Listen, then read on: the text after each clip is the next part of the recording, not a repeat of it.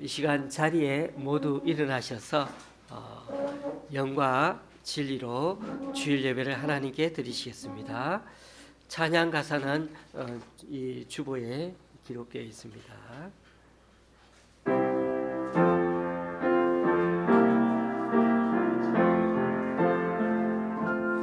찬양하라 내 영혼아,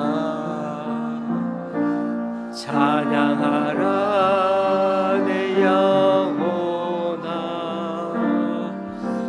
내 속에 있는 것들아 다 찬양하라. 경배하라 경배하라 내 영혼아, 경배하라 내 영혼아, 내 속에 있는 것들아 다 경배하라. 감사하라 감사하라 내 영혼아, 감사하라 내 영혼아, 내 속에 있는 것들아 다 감사하라.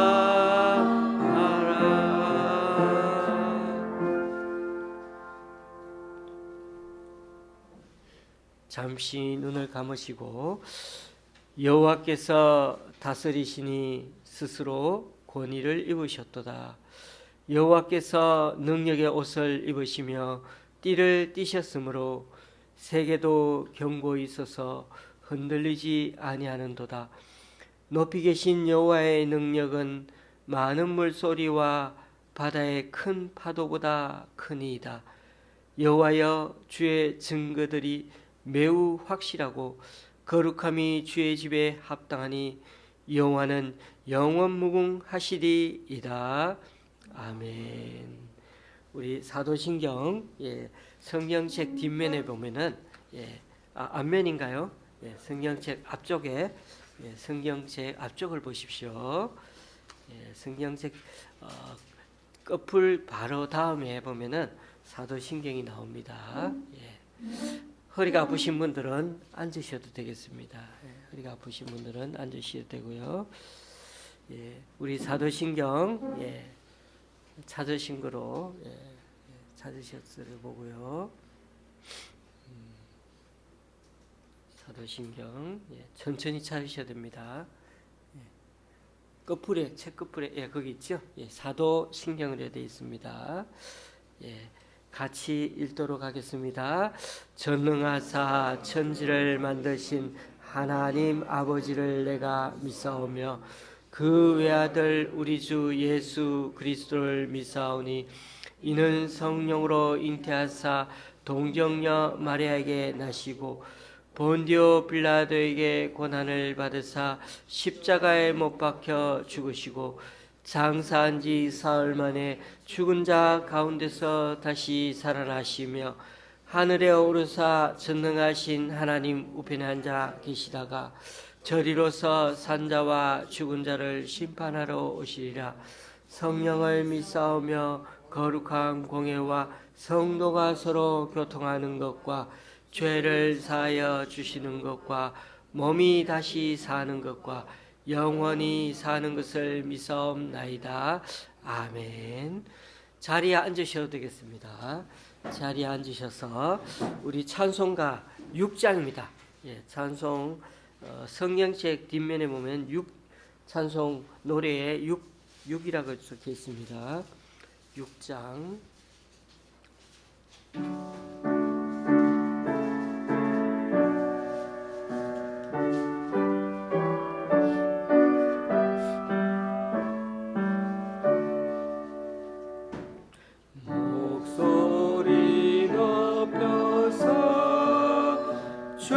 찬양하여라 영광과 권세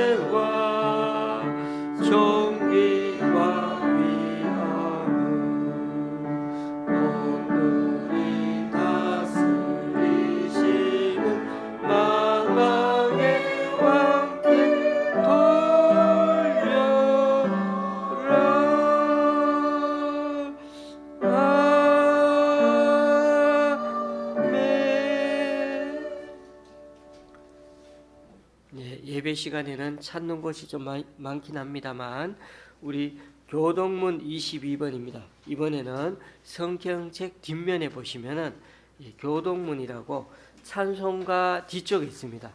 찬송가 뒤쪽에 보면은 교동문이라고 해서 22번을 찾으시면 됩니다. 천천히 찾으셔야 되겠습니다. 교동문 22번 22자 적힌 게 시편 37편 되어 있으면 그게 찾은 게 맞습니다. 교동문 22번. 우리도 천천히 읽을 때 첫 번째는 제가 읽고 두 번째는 우리 성도님들이 같이 읽는 겁니다. 제가 먼저 읽겠습니다.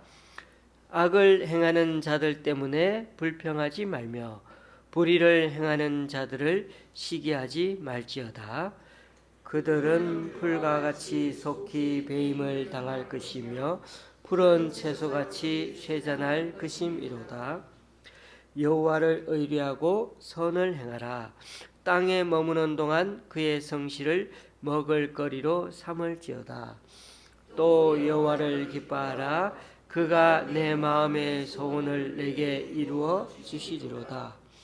내 길을 여호와께 맡기라. 그를 의지하면 그가 이루시고 내 의를 빛같이 나타내시며 내 공의를 정의의 빛같이 하시리로다. 여호와 앞에 잠잠하고 참고 기다리라. 자기 길이 형통하며 악한 꾀를 이루는 자 때문에 불평하지 말지어다. 다 같이 분을 거치고 노를 버리며 불평하지 말라. 오히려 악을 만들 뿐이라. 아멘. 우리 찬송가 이제 또 찬양하시겠습니다. 찬송가는 323장입니다. 우리 교동문 읽었던 바로 앞에 보면 노래 찬송가가 있습니다. 323장.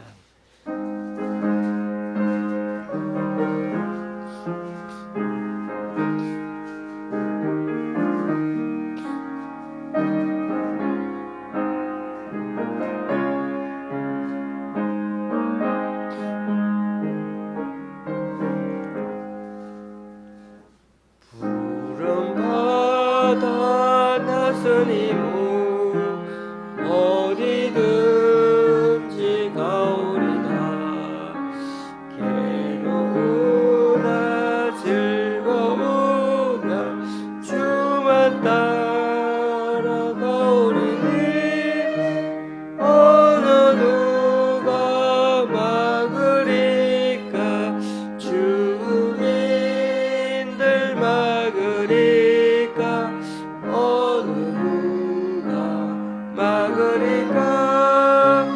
주민들 막으리까. 악을 골짝 빛너래도 복음 들고 가오리다. 소돔 같은 거리에도 사랑하고 찾아가서 종의 몸에 지닌 것도 아낌없이 드리리다. 종의 몸에 지닌 것도 아낌없이 드리리다. 종의 영광 모든 권세 주님 홀로 받으소서. 멸시천대 십자가는 제가 지고 가오리다. 이름 없이 믿 없이 감사하며 승리리다. 이름 없이 빛 없이 감사하며 섬기리다.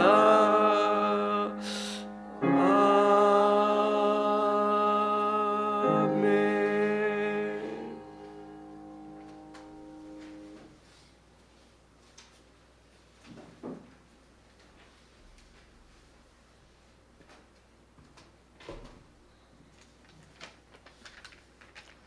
거룩하신 하나님 아버지, 새해가 지난 것이 엊그제 같은데 3월의 첫째 주를 맞이하게 되어 사랑하는 성도들과 찬양과 경배를 드리게 되어 감사를 드립니다. 한 주간의 시간들을 보낼 때 거룩한 삶 속에 살지 못하였으며 이웃을 사랑하지 못하였음을 고백합니다. 내 중심적인 것에 몰두하고 기도하기보다 세상의 염려 속에 낙심할 때도 있었고, 교만하여 비천한 자를 불쌍히 여기는 것보다 상대방을 판단하고 저울질하며 비판하는 죄도 있었음을 고백합니다. 마음의 죄와 행동으로 나타나는 죄의 열매가 하나님을 금시시킬 때에도 창조로 하나님을 바라보고 은혜의 보좌로 나아갈 때에 예수님의 십자가로 속량하신 은혜로 오늘 이 시간 예배자로 회복시켜 주셔서 감사드립니다. 하나님 아버지, 이 나라를 위해 기도합니다. 찬반으로 나누어 전국이 매우 혼란하여 법치국가의 나라가 정의가 무너지고 서로 간의 이념 체제로 대립하여 거짓과 실수가 난무하고 있습니다. 나라와 정세를 다스리는 통치자이신 우리 하나님 아버지께서 진리로 나타내셔서 모든 기관에 유정자들을 세워주시고 하나님을 경외하는 만 백성들은 회개와 기도로 이 나라를 불쌍히 여겨 주시옵고, 경제적으로나 외교적 안보에 있어서도 어렵더라도 이길 수 있는 믿음과 안전으로부터 보호하여 주시옵소서. 좋은 씨앗 교회를 위해 기도합니다.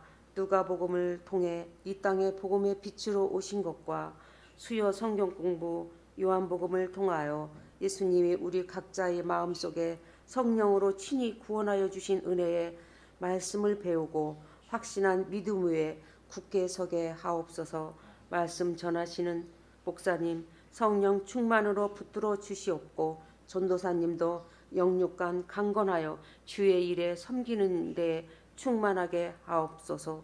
듣는 우리들에게 들은 말씀을 마음판에 새기며 하루하루 살아갈 때에 주야로 묵상하며 구별된 삶으로 적용하며 순종하게 하옵소서.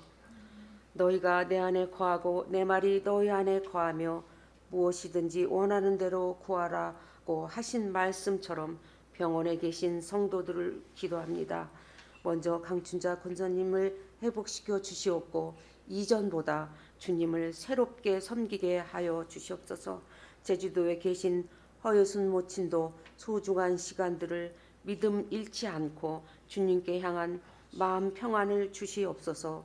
또한 시술을 앞두고 있는 성도 강만구 집사를 기억하시고 주의 따뜻한 손길로 치료하여 주시옵소서. 또한 각 가정의 기도 제목도 있사오니 모든 일들이 예수 그리스도 안에서 형통케 하여 주실 것을 믿사오며 우리의 죄를 담당하신 우리 구주 예수님 이름으로 기도드립니다. 아멘.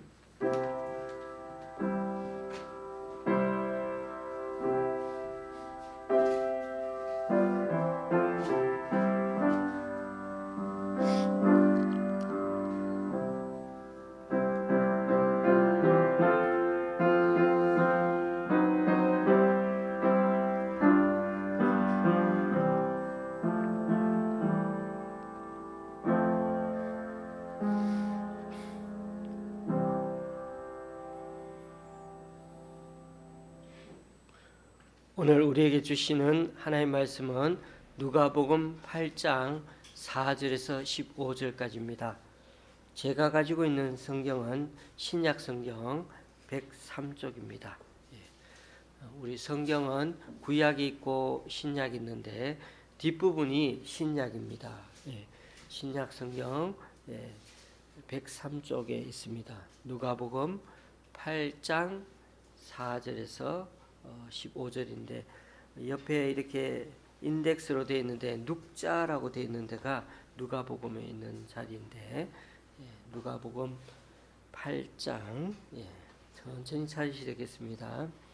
8장 4절에서 15절까지입니다.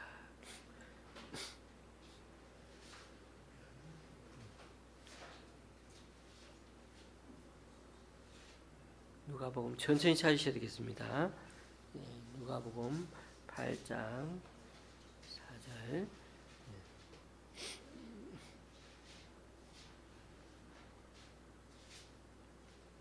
원래가 처음에 모든 게 다 낯설고, 저도 어디 가면은 항상 이렇게 뭘부터 해야 될지 모를 때가 참 많습니다. 그래서 천천히 하셔도 관계없습니다.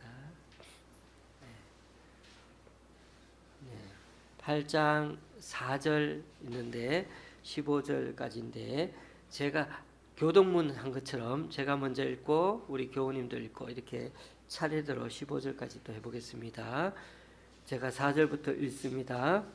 각 동네 사람들이 예수께로 나와 큰 무리를 이루니 예수께서 비유로 말씀하시되 씨를 뿌리는 자가 그 씨를 뿌리러 나가서 뿌릴새 더러는 길가에 떨어짐에 밟히며 공중의 새들이 먹어버렸고 더러는 바위에 떨어짐에 싹이 났다가 습기가 없으므로 말랐고 더러는 가시떨기 속에 떨어짐에 가시가 함께 자라서 기운을 막았고 더러는 좋은 땅에 떨어짐에 나서 100배의 결실을 하였느니라.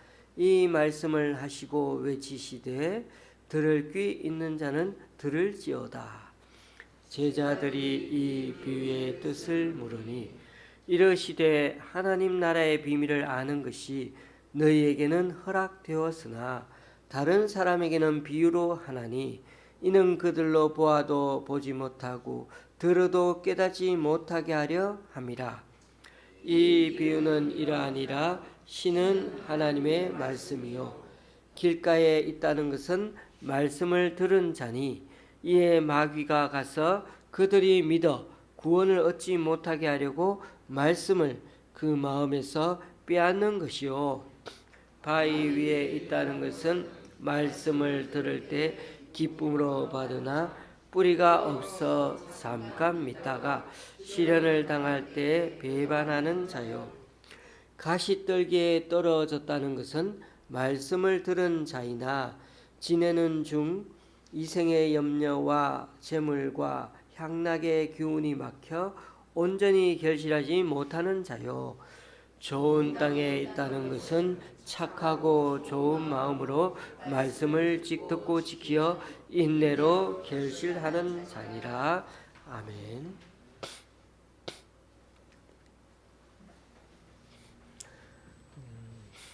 처음 교회에 오신 분도 계신데요. 참 반갑습니다.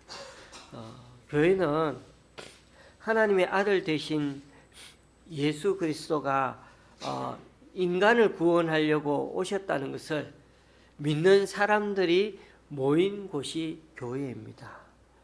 그렇기 때문에 우리는 하나님이 누구신지 예수 그리스도가 우리 인간을 위해 어떤 일을 하셨는지 아는 게 참 중요합니다. 특히 오늘 우리가 읽은 성경 중에 성경이 복음서이죠. 누가복음이라고 되어 있습니다. 이 복음서는 예수님에 관한 내용이 전기문같이 그렇게 직접적으로 기록되어 있는 부분이 있어서 아주 중요한 성경에서도 아주 중요한 예수님에 관한 얘기가 참 많이 기록되어 있기 때문에 잘 살펴볼 필요가 있습니다. 하나님이시면서 동시에 인간이 되어 2000년 전부터 이 땅에 2000년 전에 오신 그 예수님. 근데 예수님은 2000년 전에 오셨지만은 딱 3년 정도 이렇게 공생의 사역을 하셨지만은 3년간 열심히 이렇게 사역을 하며 사셨는데 얼마나 열심히 하루하루를 보내셨는지 모릅니다. 우리가 읽진 않았지만은 8장 1절에 보면은 예수님이 갈릴리 지역의 각 성과 마을을 두루다니면서 하나님 나라에 대해서 열심히 전했다고 그렇게 말씀하고 있습니다. 당시 유대인들은 나라 잃은 상태가 되어 있습니다. 그래서 그 나라 이런 상태가 되어서 로마 제국이 유대인들을 압제하고 그렇게 다스리고 있었기 때문에 있었죠. 우리나라도 일제 일본의 36년 동안에 밑에서 그렇게 고생을 많이 하며 살았거든요. 근데 사실 너무 오래돼 가지고 그때 살아 계셨던 분은 거의 없습니다. 우리 여기도 한 분밖에 안 계시는데, 어쨌든 그 당시에는 일본 천황에게도 절해야 했고, 한국 사람인데 이름까지도 일본 사람처럼 억지로 바꾸며 살아야 했던 그런 억울한 세상이었습니다. 로마 제국도 이스라엘을 다스리면서 자기 황제 밑에 살아가게 만들었어. 그런데 그 사람들은 황제 밑에 살아가는 게 얼마나 행복한지를 자랑하려고, 홍보하려고 아주 애를 썼는데, 그래서 식민지 사람들에게 홍보하는 방법으로 사용한 게 바로 복음입니다. 그런데 복음이란 게 한문이거든요. 복음. 근데 복자가 복 받으세요 할 때 복자, 복자고, 음자는요 소리 음자입니다. 소리 음자.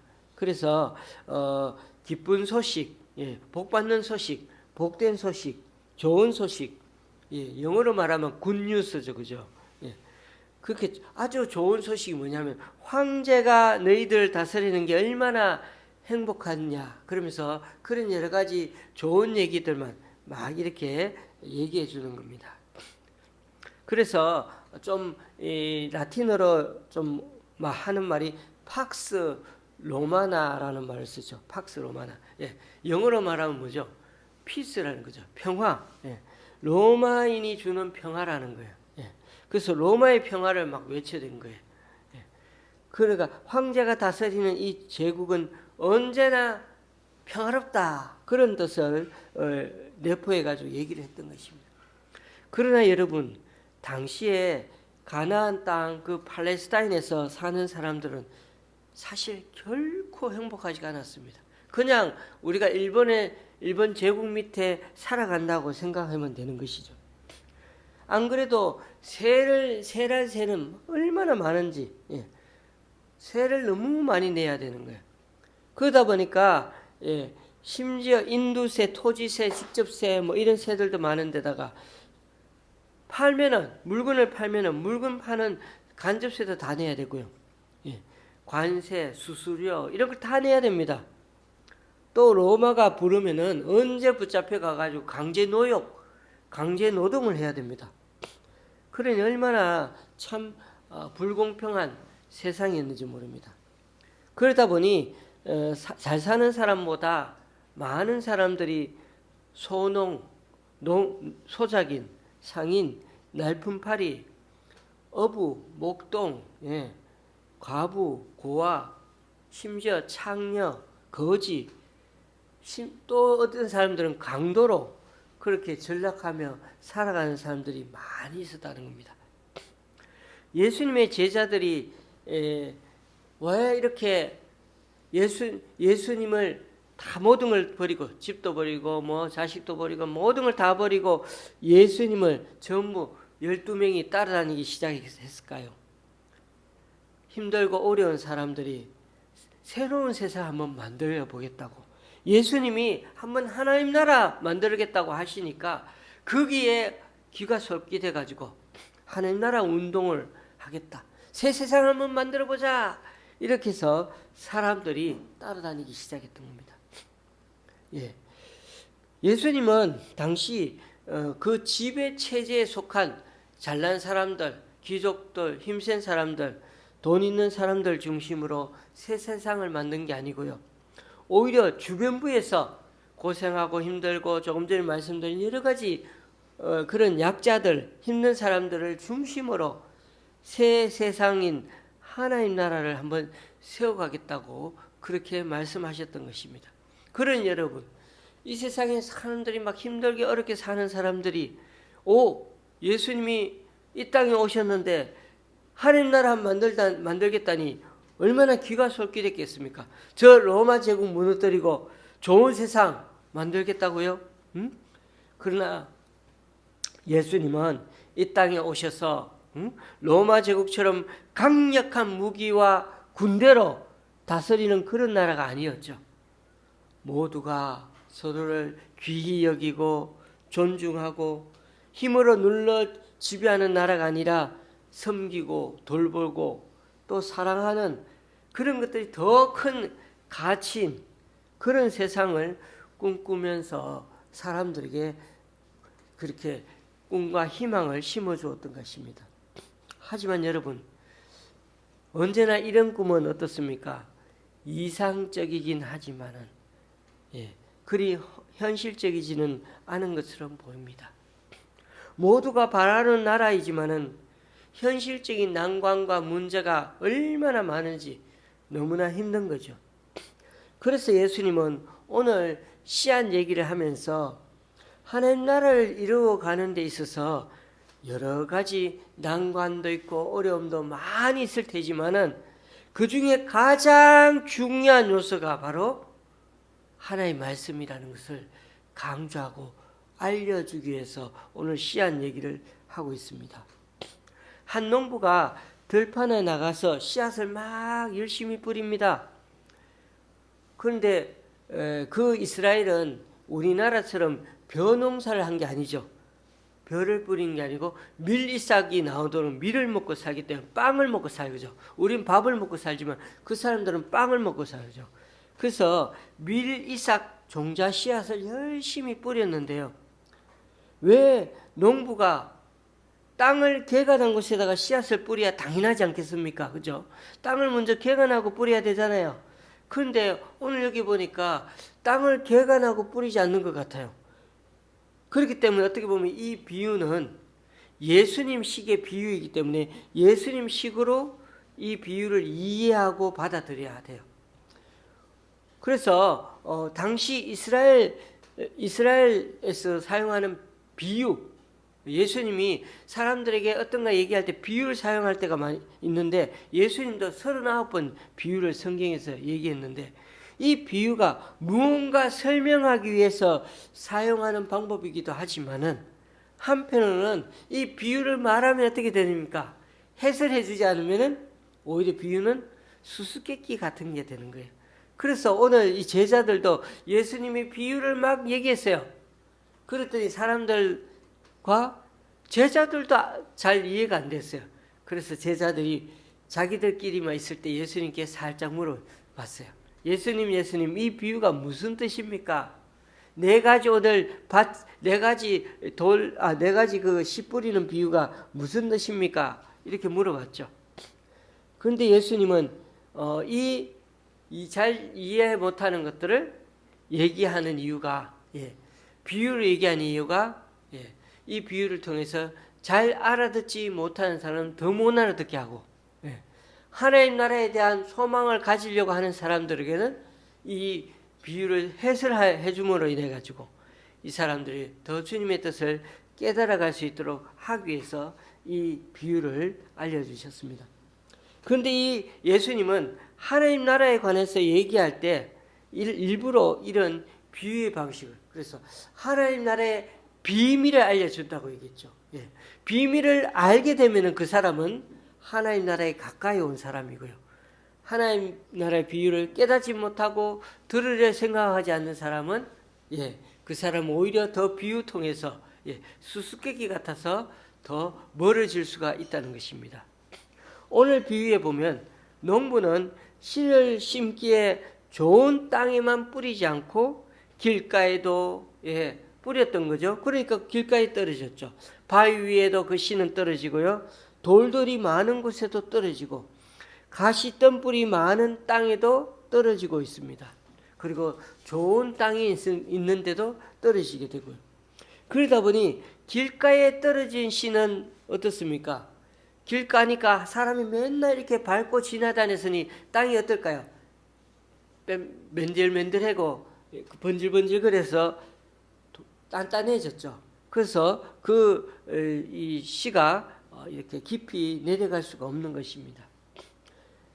그리고 그리고 씨들이 다 길가 위에 있으니까 새들이 얼른 와가지고 심어지기 전에 다 주워 먹는 거죠. 돌들이 많은 곳은 어떻습니까? 기껏 싹이 나서 조금 들어가는데 밑에 보니까 돌이 있어, 바위가 있어. 뿌리가 내리지 못하죠. 또 뜨거운 햇살에 금방 타버리는 거죠. 뿌리 못 내리니까 그 순간에 타버리는 거죠. 가시덤불 속에 떨어진 씨는 그래도 땅 속에 심어졌는데 문제는 자라다 보니까 위에가 조금 올라가니 가시덤불이 있어. 그러다 보니 뻗지 못하고 그 기운에 막혀가지고 결국은 우리 꽃들이나 이런 기출기들 어떻게 해야 됩니까? 햇빛을 받지 못하면은 죽게 되잖아요. 그 가시떨기가 가리고 있기 때문에 죽게 되는 것입니다. 예수님은 이런 하나님 나라의 얘기들, 하나님 나라에 대해서 얘기할 때, 좋은 소식을 전하고 싶을 때 이처럼 사람들이 듣는 마음, 태도가 이렇게 네 가지가 있을 수 있다는 것입니다. 늘 하나님의 말씀을 좋은 사람처럼, 좋은 마음의 밭처럼 그렇게 듣는 것이 아니라 모든 사람에게 하나님은 이런 사람 저런 사람 가릴 것 없이 다 말씀을 전하는 거죠. 사실 생각해 보십시오. 우리가 누군가에게 예수님이 이 좋은 소식이 있어요 하고 전하려고 하는데 저 사람이 마음밭이 좋은지 안 좋은지 어떻게 합니까? 모르죠. 겉으로는 아무도 모릅니다. 사람은 사귀어봐야 알죠. 어느 정도 사귀어봐야 합니다. 그래서 그럴 때는 오늘 이 농부처럼 어디에나 열심히 하나님의 말씀을 전하고 얘기해야 되는 것입니다. 그래서 예수님은 오늘 이 비유를 전하면서 8절에 보니까 그런 말씀도 했죠. 들을 귀 있는 자가 듣게 될 거라고요. 그래서 씨는 뿌릴 때 하나님의 말씀을 전할 때는 관계없습니다. 어떤 사람이든 다 열심히 전해주고 해야 됩니다. 왜냐하면은 언젠가는 그 사람 중에 들을 귀가 있는 사람은 듣게 될 것이고 그 씨가 마치 말씀이라고 했는데 그 말씀이 그 사람의 마음밭에 잘 뿌리 내리면은 언젠가 열매를 맺을 수가 있기 때문이죠. 그러다 보니 여러분 농부가 씨 뿌리는 씨가 허비되는 게 많을 수밖에 없죠. 길가밭에도 돌짝밭에도 그리고 가시떨기에도 좋은 땅에도 이런 여러 군데를 다 가릴 것 없이 뿌리니까요. 그래서 이 농부는 특이한 농부예요. 오만 데다 다 뿌리니까요. 어떻게 보면 열심히 뿌려도 헛수고할 수 있는 농부입니다. 그렇죠? 여러분 지금 예수님의 12제자들은 사실 어떤 상태냐면은 너무 신나게 예수님을 따라가고 있어요. 그리고 지금도 열심히 예수님 말씀을 듣긴 듣지만 이 말씀을 사실 잘 깨닫지 못해요. 왜냐하면 예수님께 열심히 따라다니면서 뭘 많이 보게 됐죠? 기적도 보고요. 신나는 일을 너무 많이 보는 거죠. 사람들이 막 구름대처럼 예수님을 따라 붙고 다니니까 얼마나 신나겠습니까? 가는 곳마다 기적을 일으키고 사람들의 병이 낫고 귀신들도 막 쫓겨나가니까 우리 믿는 스승이 이런 사람이야. 줄 서서 예수님 만나야 돼. 그래서 자기가 또 완장찬 것처럼 그렇게 해가지고 막 하기도 하고요. 그래서 예수님의 말씀만 들으면 사람들이 너무 은혜가 돼가지고 아멘 그러기도 하고 막 그러는 겁니다. 그러나 예수님이 로마 군병에 잡혀가가지고 결국 골고다 언덕에서 십자가 형태의 그게 못 박혀 죽지 않았습니까? 그래서 제자들 어떻게 됐습니까? 이건 아니야 그러면서 모든 게 헛수고가 되는 것처럼 느끼고는 다들 도망갔습니다. 그래서 예수님이 십자가에 못 박히는 그 순간에는 딱 한 명, 제자 한 명만 예수님 돌아가신 거 보고 다들 도망가 버렸습니다. 어떻게 보면 예수님이 제자들이 앞으로 겪게 될 일들에 대해서 어떻게 보면 예방 차원에서 오늘 이 비유를 들려주고 계시는 것인지도 모릅니다.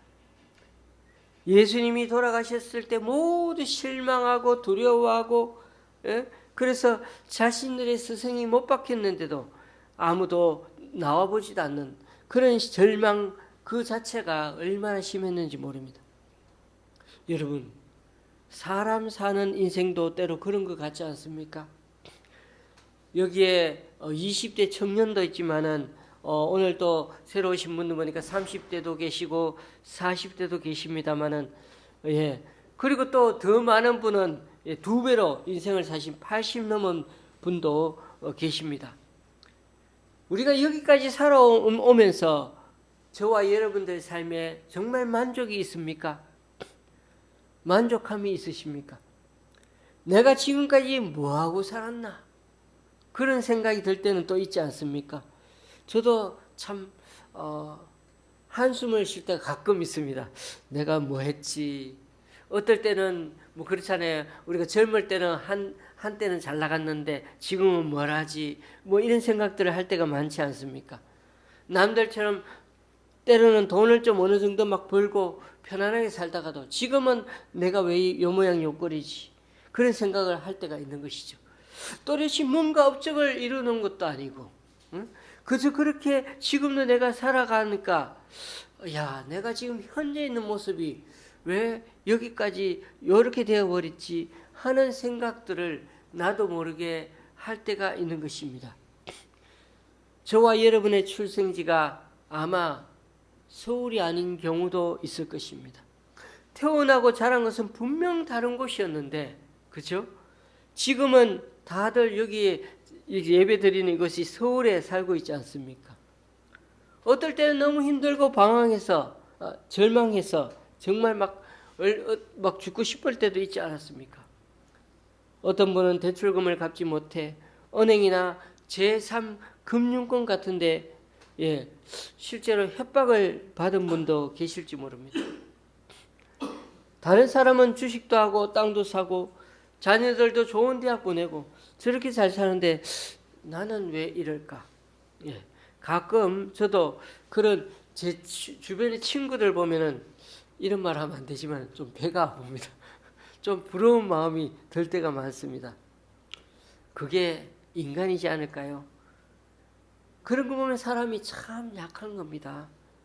왜요? 사람은 다 감정을 가진 존재니까요. 힘들다는 걸 다른 사람들하고 비교하면서 내가 너무 또 속상할 때가 많다는 거죠. 그러나 여러분, 오늘 말씀을 이렇게 이해해 보면 어떨까요? 농부 대신 예수님이 뿌린 씨앗이 우리 자신에게 지금 심겨지고 있다고 말입니다. 예, 그것도요. 오늘 4가지 이 씨앗 얘기가 한 사람에게 그 말씀이 심겨지는 그런 것들을 보여준다면은, 예, 그 말이 우리에게 또 좀 더 이렇게 위로가 되지 않을까 생각이 듭니다. 그렇지 않습니까? 늘 우리가 좋은 땅에 심겨진 것처럼 잘 나가는 것만 있는 것은 아니잖아요. 처음에는 길가에 뿌려진 것처럼 아무리 우리가 좋은 말씀 들어도 또 하나님의 말씀을 들어도 흘려듣게 됩니다. 별로 중요하게 안 들리는 겁니다. 오늘 처음 오신 분들도 계십니다만 오늘 설교를 들으셨는데 저는 확실하게 생각합니다. 설교의 반만 이해해도 정말 잘하신 겁니다. 원래 처음 들으면 설교가 별로 재미가 없습니다. 잘 아는 내용도 아니고 모르는 용어도 너무 많습니다. 그러나 여러분 듣다가 보면은 한두 가지가 조금씩 나의 머리에 박히게 되고 생각나게 됩니다. 그것만 해도 저는 성공했다고 생각이 됩니다. 듣고 돌아가도 금방 다 까먹을 수 있습니다. 오늘 우리 이 과정에처럼요. 우리가 뭐 학교 공부를 해도 여러분 다 그달 배운 거 다 기억합니까? 그럼 천재죠. 예, 다 기억 못합니다. 그래서 우리는 막 노트에다 적고 그러지 않습니까?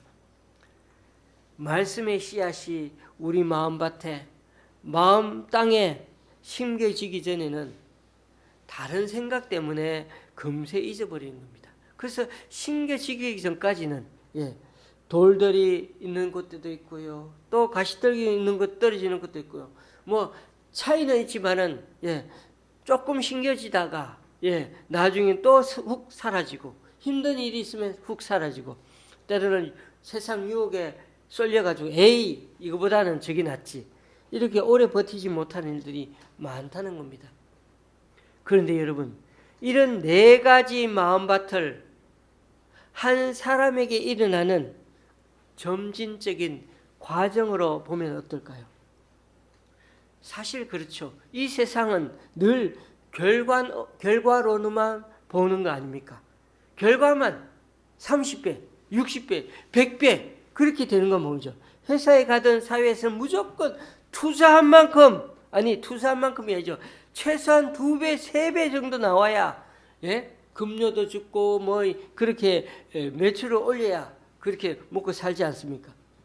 안 그러면 그 회사 오래 못 있고 나가 너 돈 못 벌었으니 나가 이렇게 할 겁니다. 오늘 말씀에도 보니까 좋은 땅에 심어지면 100배의 결실을 맺는다고 합니다. 사람들은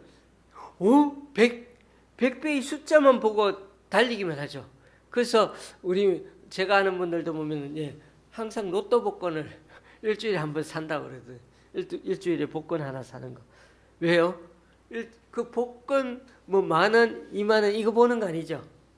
뭐 단위가 억, 10억, 20억 이런 거 단위 그걸 생각하기 때문에 우리는 복권을 살죠. 그래서 우리가 이 100배의 결실을 맺는다는 게 혹하고 봐야 될 문제가 아니고 그 사이에 길가밭, 바위 위, 가시떨기 같은 과정들이 지나쳐야 그 다음에 우리가 100배의 결실을 맺을 수 있다는 사실을 반드시 알아야 한다는 것입니다. 그러기 위해서는 하나님의 말씀이 헛되이 뿌려지는 것 같아도요. 그 허비된 시간들과 노력들이 다 헛된 게 아니라는 거예요. 하나님 편에서는 언젠가 제대로 심겨져서 그 씨앗이 뿌리를 점점 내리고 자라가고 익어감으로 인해 가지고 나중에 밀이삭 농산물이 될 것이라는 겁니다. 그러므로 여러분 우리가 지금 인생을 다 마친 게 아니기에 실망하고 좌절하게 이릅니다. 왜요? 우리 속에 하나님의 말씀에 대한 소망을 가진다면 그 씨앗은 언제가 다시금 생명력 있게 살아날 것이기 때문입니다. 그런 점에서 예수님은 오늘 비유 말씀에서 11절에 씨는 하나님의 말씀이다 라고 했죠. 그 하나님의 말씀인 씨가 사람에게 떨어져서 자리를 잡기 시작하면은 여러분 말씀이 유일한 생명력이 되는 것입니다. 우리 속에 어떤 모습으로 심겨지든 반드시 자라나게 되어 있습니다. 그 생명력이 얼마나 강한지 여러분 잘 모르시죠? 생명력이란 생물체가 생명을 유지하여 나가는 힘인 것입니다. 여러분 씨 안에 여러분 무슨 호흡하는 게 있습니까? 씨 안에 아무것도 없습니다. 그 안에는 근데 생명력의 잠재력이 있습니다. 겉으로 봐서는 죽은 것처럼 같고 움직이지 않는 것 같죠. 그런데 그 생명력의 잠재력이 있습니다. 예를 들면 아무리 척박한 땅에 뿌리가 박히고도 살아남을 수 있는 생명력이 있다는 것입니다. 우리가 몽골 같은 그 사막 한가운데서도 나무를 심고 그렇게 해가지고 농사를 짓는 사람들, 나무를 심는 사람이 있습니다. 없는 게 아니고 있습니다. 실제로. 그리고요 여러분 제가 말씀을 드리는데 원자폭탄이 떨어진 자리에도 얼마 지나지 않아 식물들이 자라난다는 사실을 아십니까? 그만큼 생명력이 있는 그런 씨앗들이 있다는 것입니다. 심지어 생명력을 가진 씨앗 자체가 얼마나 오래 그 생명력을 보존할 수 있는지 제가 어제 큐티에도 말씀드렸지만은 2000년 동안 씨앗으로만 남아있던 대추야자 씨가 2000년 동안 그냥 씨로 있었어요. 씨. 그 씨가 나중에 큰 화분에다가 심었더니 1.5m 정도 되는 나무로 자라났다는 것입니다. 지금도 그 씨가 그 나무가 지금 이스라엘에 가면 있습니다. 나무가 2000년 동안 존재했다는 게 아니고요. 지금부터 20년 전에 2005년입니다. 그 2000년 전에 씨앗이 발견했어요. 2000년 전에 있던 씨앗이 어디 땅에 이스라엘 어디에 있었던데 그걸 발견해 가지고 그 씨앗을 여러 씨앗들이 있는데 다른 씨앗들은 심었는데 성공하지 못했지만 한 가지 씨앗은 심었더니 나무가 되었다는 것입니다. 그러니까 겉으로 보면 그 나무는 20년 수량이라 그러냐? 20년 수령이죠, 수령. 20년의 나이를 가지고 있어요. 그 씨앗의 나이는 그러나 2000년이 넘는다는 것입니다. 그 대추야자 나무가 어떻게 해서 2000년 전의 것인지 알 수 있냐고요? 학자들이, 과학자들이 그 나무의 씨앗 종자가 요르단 계곡에 무성했다가 멸종했던, 과거에 멸종했던 그 종류에서 지금의 대추야자 나무 씨앗에 나오는 DNA하고 다르다는 겁니다. DNA가 다르다는 거예요. 오늘날 이런 종자를 가진 나무 없다는 겁니다. 성경에서 종려나무라고 불려오던 그 2000년 전의 나무가 바로 대추야자 나무라는 겁니다. 예, 이 대추야자 나무를 통해서 보면 씨앗이 정상적으로 잘 씨앗만 보관만 돼도 그 안에 심으신 하나님의 생명력이, 잠재적인 생명력이 그대로 보존하게 된다는 것입니다. 그래서 실제로 핵전쟁이나 기후재앙을 대비해서 또 예측할 수 없는 초대형 재난이 언제 닥칠지 모를 이 시대를 대비해 가지고 이 식물 자원을 보관하는, 지구가 소멸될까 그걸 막을 수 있도록 하기 위해서 식량으로도 사용하고 산소를 공급하는 것으로 사용하기 위해서 그 식물 종자들을 씨앗만 모아놓은 종자 창고가 있습니다. 그게 아주 추운 노르웨이 스발바르 제도에 그게 땅 속에 100만 개 이상에 되는 씨앗들을 보관하고 있답니다. 그리고 우리나라 경북 봉화군에 가면은 거기도 이 씨앗 저장소가 우리나라도 가지고 있습니다. 우리나라도 지금 30만 개를 우선적으로 보관하기 위해서 지금 목표를 정해서 열심히 지금 씨앗들을 모아서 그 지하에 100m인지 200m인지 밑에 보관하고 있다는 것입니다. 여러분 놀랍지 않습니까? 사람들은 씨앗에 생명력이 남아있다는 걸 알고 이 자연의 특성을 가지고 미래를 준비하려고 애쓰고 있습니다. 그러나 우리는 앞으로 이렇게 사는 것보다도 제일 중요한 것은 생명의 말씀을 듣고 살아가는 게 훨씬 더 중요합니다. 왜냐하면 우리는 하나님 나라에 들어갈 사람들이기 때문이죠. 오늘 본문의 핵심은 하나님 말씀은 씨와 같아서 사람의 마음에 생명력 있게 영향을 미친다는 것입니다. 저와 여러분의 지금 내 모습을 앞으로 변화시켜 나가는 진짜 희망은 바로 구원자로 오신 예수 그리스도를 꼭 붙드는 것입니다. 그 말씀을 내가 꼭 믿으려고 나아가는 것입니다. 오늘 15절 말씀처럼 우리가 좋은 땅에 있어야 씨가 땅에 심겨져서 자라나게 될 텐데 그것은 곧 선한 마음으로 하나님의 말씀을 잘 듣고 지켜내면은 반드시 조금 힘들지만은 인내로 결실을 맺고 열매를 맺게 된다는 것입니다. 그래서 이런 과정이 있다는 것을 우리에게 위로차, 격려차 말씀하고 있습니다. 그러므로 말씀을 들을 때 근성으로 듣지 말고 집중해서 읽어보시고 또 치열하게 고민해 보십시오. 말씀이 우리 삶에서 열매를 맺으려면 말씀이 내 인격과 삶에 적용될 때까지 잘 뿌리내려야 합니다. 그냥 듣고 지나는 것이 아니라 실천해 봐야 합니다. 한번 그 말이 맞나 안 맞나 한번 실천해 봐야 합니다. 말씀을 아무리 기쁘게 받아들여도 실제로 순종해 보지 않으면은 흙 위에 지은 집처럼 순식간에 무너져 버릴 것입니다. 때론 수고가 너무 커서 힘에 막 부대끼고 유혹이 너무 달콤해서 에이 에라 모르겠다 그러면서 포기할 때도 많지만은 그러나 우리가 끝까지 포기하지 않으면 결국에는 그 말씀이 어디에 들어간다고요? 내 마음밭에 있는 인격이 전달이 됩니다. 내 삶에 영향을 미치게 되는 것입니다. 기억하십시다. 씨앗은 우리 눈에 보이지 않는데도 자라고 있습니다.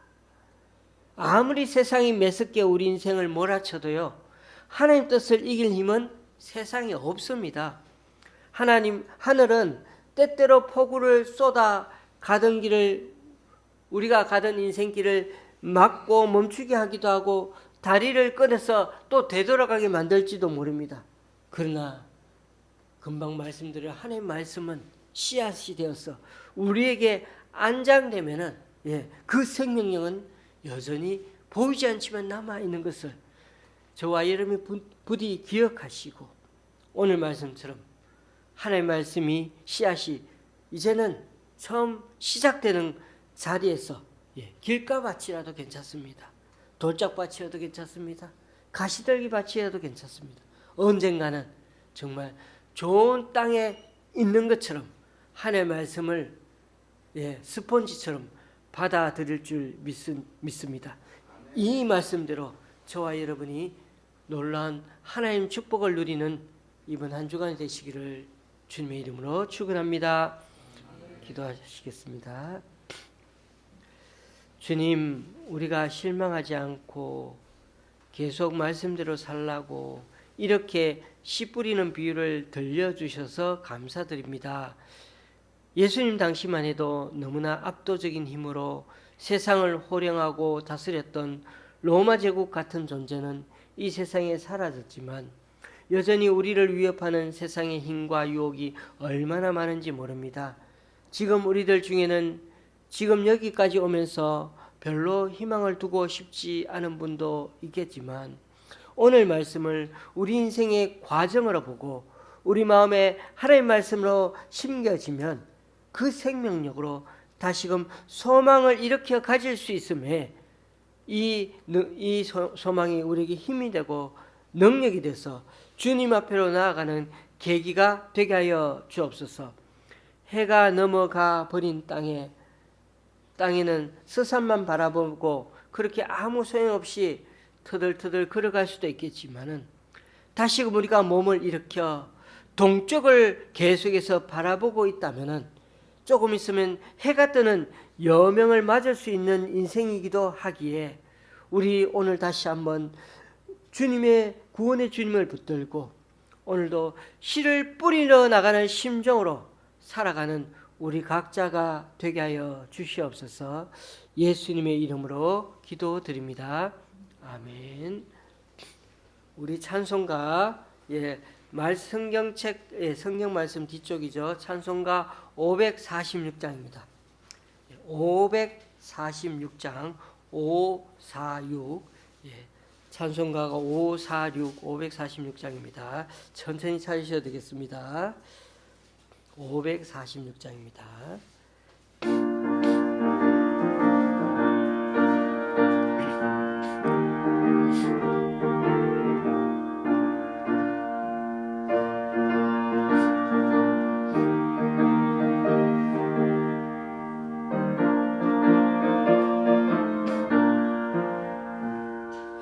주님 약속하신 말씀 위에서 영원토록 주를 찬송하리라.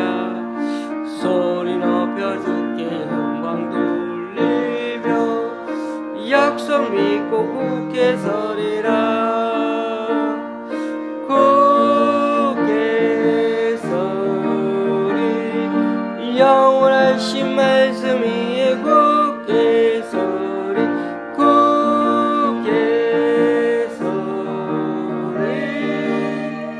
그 말씀 위에 굳게 서리라. 주님 약속하신 말씀 위에서 세상 영향에 없어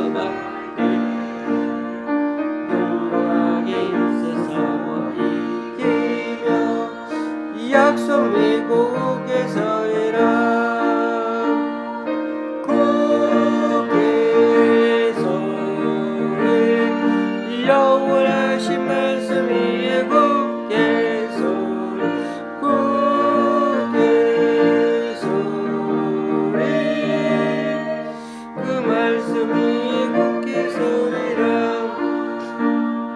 주님 약속하신 말씀 위에서 영원하신 주의 사랑이 믿고 성령으로 힘써서 이기며 약속 믿고 굳게 서리라.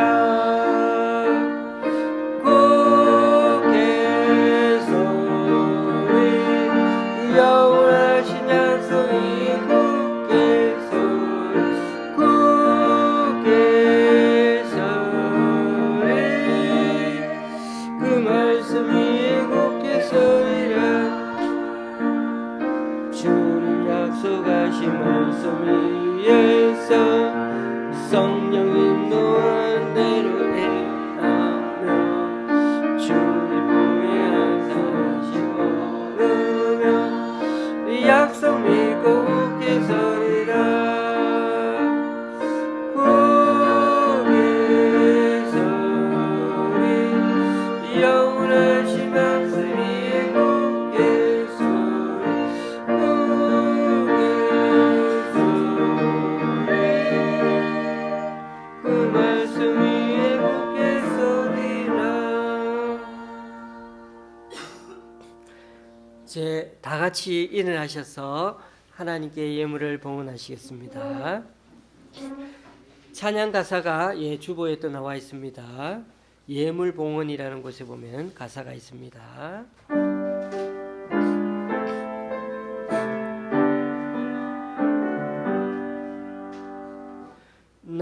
나의 보아드리니 주여 받아주셔서 하늘나라 위하여 주 뜻대로 쓰소서. 아멘.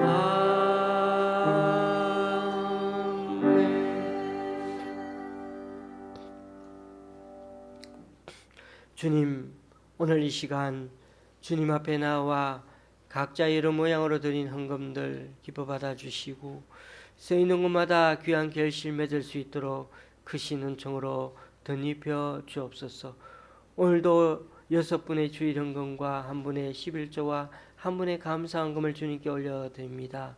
또한 용인의 장로님 가정에서 강동구 집사님이 그리고 목동의 집사님 가정에서 수색의 집사님 가정에서 귀한 예물을 하나님께 올려드립니다. 이분들의 헌신과 승김 귀하게 받으셔서 이분들을 통하여 하나님 나라가 더욱 확장되게 하여 주시옵소서. 오늘도 주님께서 제자들과 함께 신나게 주님의 말씀을 하나님 나라 운동을 하면서 복음을 전할 때 때로는 힘들고 어려운 일들 많이 있지만은 주님께서 이 제자들을 격려하고 위로하게 해주신 이 4가지 마음반 얘기를 잘 우리가 귀기여서 이 말씀이 우리 각자에게는 하나님의 말씀을 받아들이는 과정임을 알고 우리가 이 말씀을 정말 마음을 계획하는 운동으로 받아들여서 조금씩 길가발에서 돌짝밭으로 또 때로는 가시떨기밭으로 그 이후에는 그 씨앗의 말씀인 하나님의 말씀이 생명력이 있어서 우리의 마음을 변화시켜서 정말 하나님의 은혜의 사람들 또 하나님의 백성이 될 수 있도록 붙들어 주시옵소서. 예수님의 이름으로 봉헌기도 드립니다. 아멘. 자, 이 시간에는 우리 서로 인사 나눌 때 요 가사가 노래 부르면서 인사 나눌 텐데 인사 그러고 옆에 보니까 가사가 있죠. 예, 이 가사를 따라 노래 부르면서 우리 축복하는 시간을 가지겠습니다.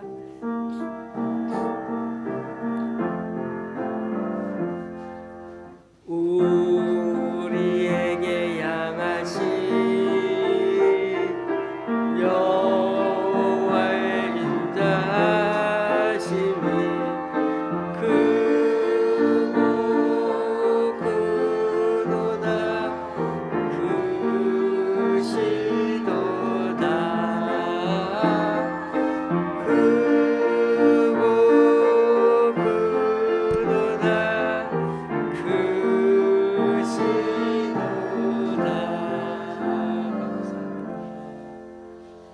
자리에 앉으셔야 되겠습니다.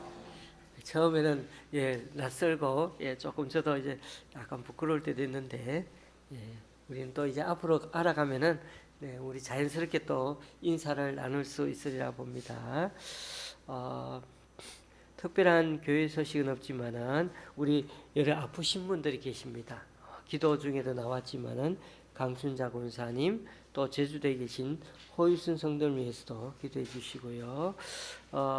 긴급 기도 제목이란 우리 강순남 권사님 동생 되시는 강만구 집사님, 우리 교회 예전에 계속 다니시기도 하셨는데 담도에 염증이 생겨가지고 지금 폐혈증 증세, 폐혈증이 무서운 이유가 열이 막 오르면은 폐가 손상이 되는 그런 아주 무서운 그런 병입니다. 그래서 증세가 그렇다는 거 병은 아니고요. 그래서 빨리 이제 열을 낮추어야 되는데 그 원인이 되는 담도관, 어느 한 관이 막혀 있습니다. 그것을 이제 뚫는 그런 시술을 하게 됩니다. 시술을 하는데 그게 아마 목으로 이렇게 시술관을 넣어가지고 치료를 하게 될 텐데 기도해 주실 것은 수면 마취가 아니라 진정 내시경으로 한답니다. 수면 마취는 이렇게 환자가 아무 요동도 하지 않고 그렇게 수술하면 되는데 그 잘못하면은 수면 마취 영원히 잠을 못 깬답니다. 그래서 어려움이 있기 때문에 진정 내시경 해가지고 가수면이라 그래야 되나요? 약간 사람이 의식이 있어서 아프기도 한답니다. 막 아픈 것도 느끼고 해야 된다는데 그만큼 좀 환자가 함께 도움을 줘야 되는 그런 어려운 시술이라고 합니다. 잘 견뎌낼 수 있도록 환자가 잘 견뎌낼 수 있도록 기도해 주시고 도중에 이 시술이 이제 관을 이렇게 해야 되다 보니 출혈이나 천공 잘못하면 옆에 다른 데가 뚫려지기도 한답니다. 그런 부작용이 있기 때문에 천공이나 출혈이 생기지 않도록 무엇보다 시술 후유증이 생길 수도 있답니다. 아주 가까이에 담도 가까이에 췌장이 있는데 그 췌장이 탈이 나면 큰일 난답니다. 그래서 중증 췌장염이 안 생기도록 꼭 이렇게 이 세 가지로 해서 꼭 우리 혹시 생각나실 때마다 기도해 주시면 감사하겠습니다. 그래서 환자가 잘 견디고 그리고 부작용이 안 생기고 또 수술 후에 후유증이 안 생기도록 꼭 그렇게 기도 부탁드리겠습니다. 오늘 우리 두 분이 참 오셨는데 여기 소개하면 또 부끄러워하실 것 같으니까 마음속에 소개해도 될까요? 우리 저기 앞에 여기 계시는 두 분인데 한 분은 왼쪽 분에 계시는 분이 여러분이 보시 왼쪽이죠? 오른쪽도 되시나? 우리 한 분은 저기 김공명 죄송합니다. 김공명 성도님. 그 옆에 계시는 분은 이종호 성도님. 저는 박종호인데 이름이 같네요. 그래서 김공명, 이종호 성도님 기억하셨다가 꼭 친하게 아주 이렇게 좀 지내시면 좋겠고요. 앞으로 또 자주 보실 거로 믿고 늘 우리가 편안하게 우리 교회 다니시면 좋을 것 같습니다. 우리 찬송가 53장 성경책 뒷면에 53입니다. 천천히 찾으십시오. 53장 찬송가 53장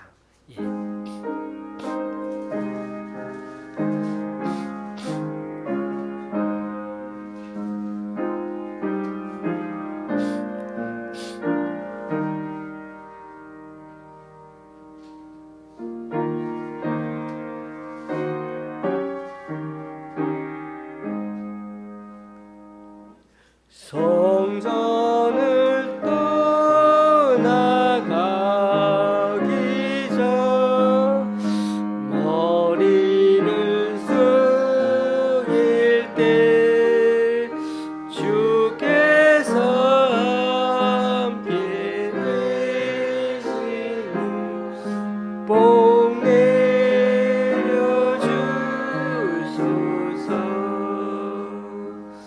주의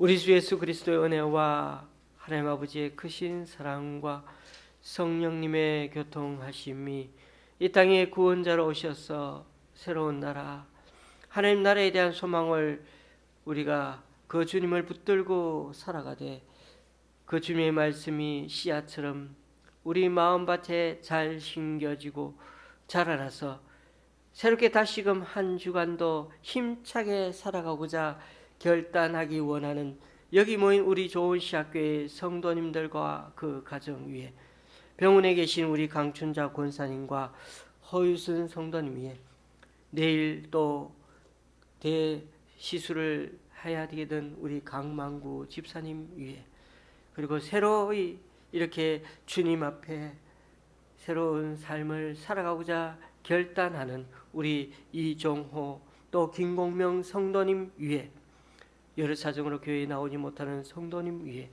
이제부터 영원히 함께 하시기를 간절히 축원하옵나이다.